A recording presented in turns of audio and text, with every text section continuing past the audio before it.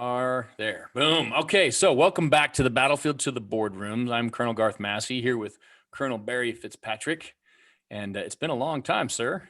How are you? It has, and you don't have to call me sir. I tell people when I forgot how to shave, you stop needing to really call me sir a lot. So I've thought a lot about that because I finally caught back up to you. And I don't know. I kind of like still respecting the people who were mentors or who provided insight and ideas and um, yeah, getting away from the sir thing. I like keeping it but well, and yeah, I haven't thrown it away. I kind of being funny about it, but we talked about this a second ago. But when I worked at the transition shop, I was the head of transition, my first civilian job out of the Marine Corps. And a lot of people knew me as a colonel. So, and they, once they met me, of course, they knew that at that point that I had been a colonel and I was retired. And I would tell them when I presented to the transitioning classes that the younger ones actually didn't need it as much. Excuse me. But the old ones in the executive transition classes, I say, and you need to call me BJ because it's part of my recovery and yours. yeah. When people would call me BJ, it kind of makes you go, ooh, like this for a while. Because you're not used to that. And I remember being in one of the classes talking to him, and one of the lieutenant colonels that I had worked with just all the time right before I got out, he said, "Hey, BJ." I said, "Good job, Rob. Way to go." Because I wanted them to live. I didn't want to say it and then actually act like I didn't mean it. But that was one of the things. And I call it getting over yourself. Yeah. You bring a lot to the table, but there's some stuff you don't need to bring to the table. And the Marine Corps and the motivation is good. The discipline is great. The calling people sir and those kind of things is great. But there's a place in a transition, and it can't be 100% Marine Corps when you get out. You kind of got to start making those transitions. And if you can do those little things, how it really helps. And to keep pushing through, like I said about the recovery. Yeah. Well, I tell you, and that's what we want to talk about today. So if you're watching, BJ spent a lot of time working on transitioning, helping other people make the move. And if you are not a veteran and you're watching, hold on, because there's something in this for you too. And if you're a veteran and you're looking on making the move off active duty, you're out of the reserves and you're joining in a civilian force, the big question is, why should anyone hire you? I feel like there is a lot of social pressure to hire vets. There's a lot of, there are a lot of ads. There's a lot of compelling reasons. Everyone says, oh, you should go hire a vet. And then you do your best to look for them. And they're very difficult to find sometimes. I mean, not if you have a network like ours, but, if I'm just ABC Company, it's tough to find a vet who's interested in working for me in my field. But even more important, like, what are the things that veterans bring to your organization that make them a compelling hire? Like, why should a company spend its time and energy looking for veterans? Well, there are a lot of them. And let's just talk about how they come to the table. I think it was a Deloitte study I read one time. It's like people are worried that, how are these people going to be trained when they get out of the military and they've been indoctrinated and are coming to my company? Well, first off, many of them, a lot of them, most of them are going to be in the 24-year-old range. What's that mean? That means they're young, and that means they're still very trainable. And as the article said, as I was reading it, it said they didn't enter the military knowing how to shoot an M1 tank or fix an F-35 high-performance jet. They were taught it just recently. They're eminently trainable, flexible, and capable. And the military has honed that along the way. And they continue to learn, not just how to work on their hardware or how to do their job, but along the way, as they get promoted regularly, especially as you're young, it kind of comes, the promotions come a little faster. At each promotion point, generally you're going to some sort of leadership and growth training tied to getting that next rank. And the higher rank you go, the more in-depth those schools are. So you can figure that any service member that you've seen is not a whole lot farther than 1 or 2 years from their last pretty in-depth training whether it be in their military occupational specialty or just for their general leadership and their potential to move along within the military. Yeah, that's a great way to think about it. I mean, you really are, when you get a veteran, you're getting someone who knows how to go into continuous learning, who is not afraid to be the recipient of feedback. And if you provide That's for that sure. path for them, like, what's that? That's for sure. Yeah. I mean, Plenty of they are used feedback. to being locked up, dressed down, told what's right. So if you're a company that can give that, whatever you're hiring for whatever position, you're literally looking at a starting point of something that's going to just take off for you. Um, yeah, that's great. Open to training, open to continuous learning. And so I've talked to some people who are out there, whether hiring managers or leaders in industry, and they have a tough time sometimes keeping people these days. And I would offer that a story my father told me from the 70s, mean they've always had trouble keeping people, right? Um, Especially new ones. Yeah. And what you get with a military person is they've been in the military from 4 to 30+ years. They've seen tough times. And in the military, you can't quit. You have to keep going. So they've seen tough, but what they know is tough gets better. There's Right. always some sort of silver lining. And so when the going gets tough, they don't leave, they get working on the job Yeah. because they know they got to push through the tough times. And that's something that, people who haven't been in the military don't always understand until maybe they have one or two jobs and realize, oh my goodness, I can't keep leaving a job every time it gets Yeah. tough, because none of it is Disneyland all the time. Literally this morning, I was speaking to someone in the construction trades, and her comment was that sometimes you end up hiring people that are chasing a quarter, which means if they can get 25 cents more an hour, they'll jump ship and they'll move. And I don't think you find that with the veterans either. Like, obviously they like to be compensated well for what they do, just like anyone does.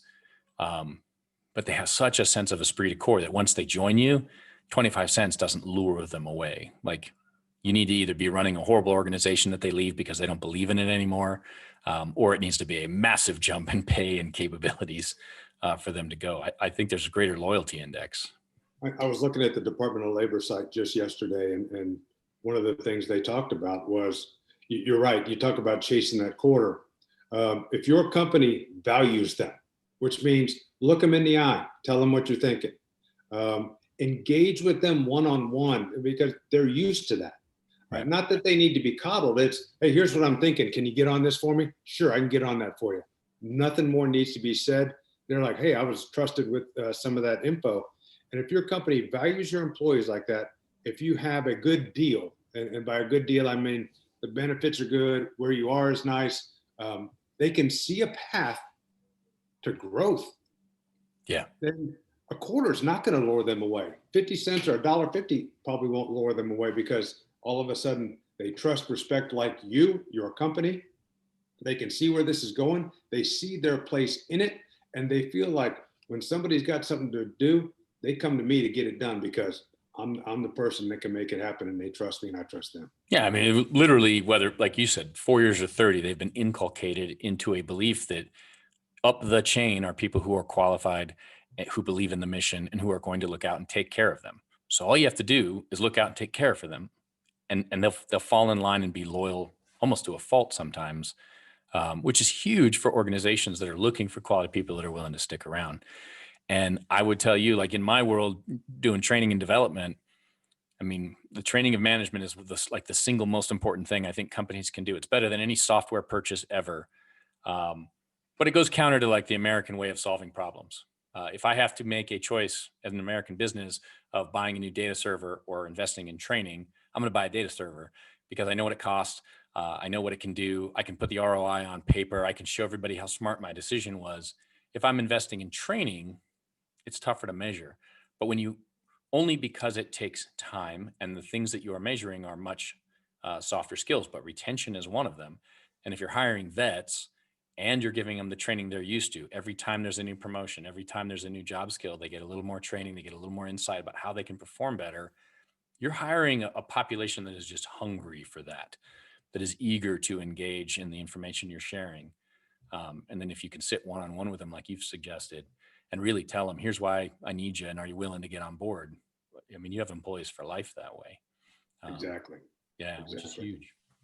Well, so we try and keep these real short because we're live on Facebook and then now YouTube and LinkedIn and everything else. But as people transition from the battlefield to the boardroom, in addition to why you would want to hire a vet, which loyalty, their ability to grow and learn and train, their willingness to embrace challenge if you give it to them, and sort of the resiliency and grit you talk about, where when you go through hard times, and those are happening right now, and your organization is going through adversity and change, they stick with you rather than kind of running for the hills.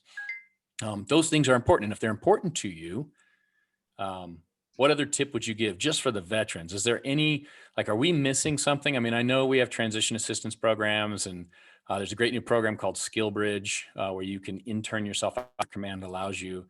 But what should we be looking for as we come to the end of our 4th year or the 29th year? You got any hot tips?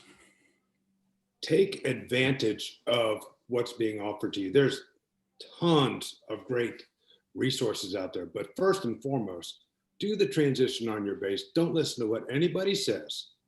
Go there. You have to do it anyways.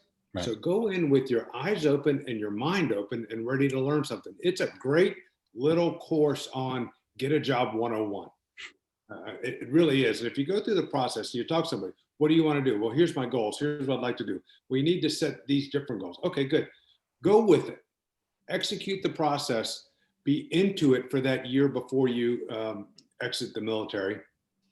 And then start looking around. The longer you take to transition, even if it's 30 minutes a night, looking on LinkedIn and looking at job descriptions. Because if you haven't done that, go look at job descriptions and see if you can figure out what the heck they're talking about. So you spend 30 minutes at night on LinkedIn a year out looking at job description. A little while later, you're starting to understand, oh, that word means this. And you see something that gives you a question, some mentor out there asks you, it offers you their assistance. Ask them, hey, what's this mean? When I saw this operations expert person, what do they mean when they said whatever? And oh, that means they want this and that and the other. Oh, can I do that? No, you don't have that qualification. Or yes, absolutely. Here's what you do. So take advantage of the resources that are out there. And I'm a firm believer. There are plenty of quality free resources that you do not have to pay a lot of money for your transition, especially in the younger ranks, enlisted ranks. When you're getting out, there are plenty of people out there to help you for free, starting with Veterati and American Corporate Partners. You can get those where you can get a mentor that helps you along. There's somebody who has maybe transitioned already, or somebody who understands the military and is in business and can help you. Those are just two. The Soldier for Life program, the Marine for Life program. I offer that Soldier for Life and Marine for Life will not turn you away if you are not a soldier or a Marine. They will take you. They know the Air Force, yet doesn't have a program, or Navy. They're happy to help. So there's a ton of free places that you can get assistance in your transition. Take advantage. Yeah, which, I mean, is something that should be part of every veteran's DNA anyway. Take ownership of your life, your path, and your goals. If you can't own your own mission once you get off active duty, you're going to sail around without a sail. I mean, you're just drifting. When that inner voice says, I got this, and people are going to love to hire me, you need to shut that voice down and tell it is wrong, and lock it away, and don't listen to it ever again, because it is wrong. And if it turns out to be easy for you, awesome. That's going to be great. But if it doesn't, then you're not so shocked that you have a tough time gaining traction. It's going to be tough. It's going to be nerve-wracking. It's going to be stressful. Okay, great. Well, it's a huge stressor. Yeah, I mean, this is like one of the top. I mean, moving, divorce, changing jobs. These are having a kid. These are the huge stressors in life. And then, if you stoically think, I got it. No, embrace the fact that what you've got is the need to learn a lot more, to reach out a lot more, and to ask a lot of questions. Like, that's what you've got. People for help. Yeah. Ask for help. Well, on that note, hey, BJ, it's great to see you again. And Thanks I for enjoyed taking it, a Gar. minute to just Thanks. kind of talk about vets. Yeah. And we will be posting this. Share, like, comment. We would love to hear it. And I'll put a link to all the Soldier for Life, Marine for Life, Skill Bridge, and some of the other things we talked about in this little short interview. And we are saying goodbye. All right. We'll see.